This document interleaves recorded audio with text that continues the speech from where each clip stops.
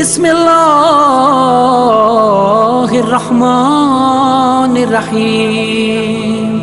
अल्लाहुम्मा सल्लि अला मुहम्मद व आलि मुहम्मद। बिस्मिल्लाहिर्रहमानिर्रहीम। अल्लाहुम्मा सल्लि अला मुहम्मद व आलि मुहम्मद। मोमिनीन कराम, जिस तरह आपको मालूम है कि निकाह के अहकाम जारी हैं, आज हम जिक्र करेंगे कि बाकरा लड़की कौन है। वो लड़की जो शरई तौर पे निकाह के साथ अपने अक़्द में जाती है, यानी शौहर के पास जाती है और उसके बाद उसके साथ मुबाशरत होती है, मियाँ बीवी के दरमियान जिनसी ताल्लुक़ कायम होता है, दखूल होता है, उस वक्त जाके उसका बकर बेकर ख़त्म होता है, यानी बाकरा से वो ख़त्म हो के वो फिर सैब हो जाती है, यानी एक अरबी का लफ्ज़ है। तो बाकरा उस वक्त तक रहती है जब तक उस निकाह में नहीं जाती, शरई तौर पे दखूल नहीं होता, उस वक्त तक वो लड़की बाकरा रहती है। वो लड़की जिसकी शादी नहीं हुई, शरअन दखूल नहीं हुआ, शादी भी हो जाए दखूल ना हो फिर भी वो बाकरा रहेगी।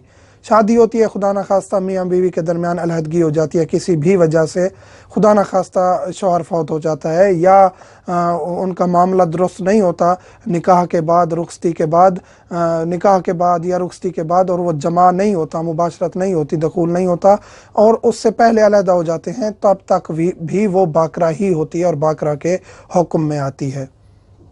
बाकरा के साथ अक़्द दायम मुनक़ते के लिए वालिद या दादा की इजाज़त ज़रूरी है।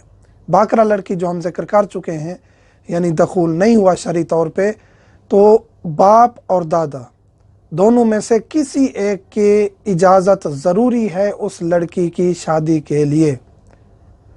बाकरा लड़की की शादी के लिए बाप या दादा की इजाज़त ज़रूरी है, चाहे वो अपने अमूर में मुस्तकिल हो। यहाँ एक सवाल किया जाता है काफ़ी तौर पे कि वो लड़की जो अपने अमूर में मुस्तकिल है, यानी ख़ुद कमाती है, अपने निज़ाम को ख़ुद चलाती है, वालिद से कुछ नहीं लेती, दादा से कुछ नहीं लेती, अपना निज़ाम ख़ुद चलाती है, क्या फिर भी उसे इजाज़त की ज़रूरत है? बिल्कुल ज़रूरी है।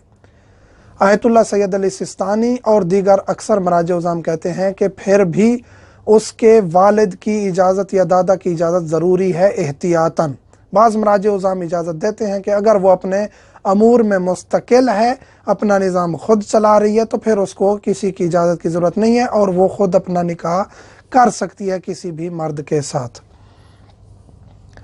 वो सूरतें जिनमें इजाज़त साकित है, चंद सूरतें ऐसी हैं कि बाकरा लड़की की भी इजाज़त साकित हो जाती है, चाहे वो अपने अमूर में मुस्तकिल है या नहीं है। वो ये है कि अगर वालिद फौत हो गया है, दादा फौत हो गया, कोई नहीं है वालिद और दादा में से, तो फिर वो लड़की अपनी मर्ज़ी से शादी कर सकती है।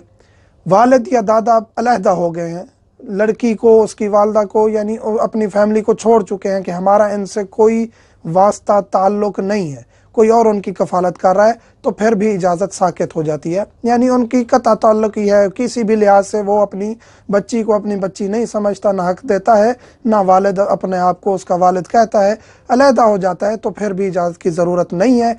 इसी तरह अगर वालिद फौत हो गया है, मजनू हो गया, दीवाना है, पागल है, नौज़ुबिल्लाह मिन ज़ालिक, और वो अकल नहीं रखता, इसी तरह दादा भी नहीं है, तो वालिद दादा के बग़ैर यानी अगर वो खुदा न खास्ता मजनू है तो फिर भी इजाज़त की ज़रूरत नहीं है। भाग कर शादी करने वाले मुतवज्जे हों, जो लड़के लड़कियां, क्योंकि लड़के के लिए वालिद की या दादा की इजाज़त नहीं है, वो चाहे अपने निज़ाम में अपने आप को सेटल्ड किए हुए है, कमाता है नहीं कमाता, बालिग हो गया है, फिर वालिद की या दादा की इजाज़त ज़रूरत नहीं है। लड़के के लिए, लड़की के लिए ज़रूरी है हर सूरत में कि वो वालिद या दादा इजाज़त दे, जो सूरतें हम जिक्र कर चुके हैं। जो लड़का अपनी और वालिदैन की इज़्ज़त तो ख़त्म करता है, लेकिन लड़की की और लड़की के वालिदैन की भी इज़्ज़त को ख़त्म करता है और लड़की उसके पीछे चली जाती है, बाहर निकल जाती है, चार दीवारी को के तकद्दुस को पामाल कर जाती है, वालिदैन की इज़्ज़त को रौंद देती है पैरों तले, उसको ये ख्याल रखना चाहिए कि एक तो उसने ये गलत कदम उठाया, दूसरा उसका निकाह भी दुरुस्त नहीं है, क्योंकि वालिद और दादा की इजाज़त ज़रूरी है। उसकी इजाज़त के बग़ैर जो आप लोगों ने निकल के अक़्द किया है, उस अक़्द की कोई शरई अहमियत नहीं है। आप जितना अरसा भी جو نکل کے لڑکا لڑکی رہتے ہیں باہر وہ حرام کر رہے ہیں، اور اس کے اثرات ساری زندگی وہ ذلیل تو ہوتے ہیں، اگر وہ اپنا گھر بسا بھی لیتے ہیں تو ان کی اولادیں بھی جائز نہیں ہیں، اور آخرت تک کے لیے ان کے لیے یہ عذاب بن جاتا ہے۔ تو اپنے آپ کو بھی محفوظ رکھیں، عزتوں کو بھی، والدین کی عزتوں کو بھی محفوظ رکھیں، نوجوان نسل اپنے آپ کو دین کی طرف راغب کرے، کیونکہ کافی ایسی روایات ہیں کہ الصلاۃ عماد الدین، دین کا ستون جو ہے وہ نماز ہے، تنہا عن الفحشاء والمنکر کہ نماز برائی بے حیائی سے روکتی ہے، نماز کا پابند کریں، واجبات کا پابند کریں۔ جب انسان دین کی طرف آنا شروع ہو جاتا ہے تو پھر یہ برائیاں، بے حیائیاں، یہ چیزیں انسان سے دور ہونا شروع ہو جاتی ہیں، شیطان کا غلبہ جو ہے وہ کم ہونا شروع ہو جاتا ہے۔ تو گزارش یہی ہے نوجوانوں سے کہ ایسا کوئی قدم نہ اٹھائیں جو آپ کو وقتی طور پہ تو آپ کو اچھا لگ رہا ہو، لیکن اپنے لیے اور والدین کے لیے ساری زندگی پشیمانی کا اور عذاب کا باعث بنے۔ مومنین سے ملتمس ہوں، دعاؤں میں یاد رکھیے گا۔ الحمدللہ رب العالمین۔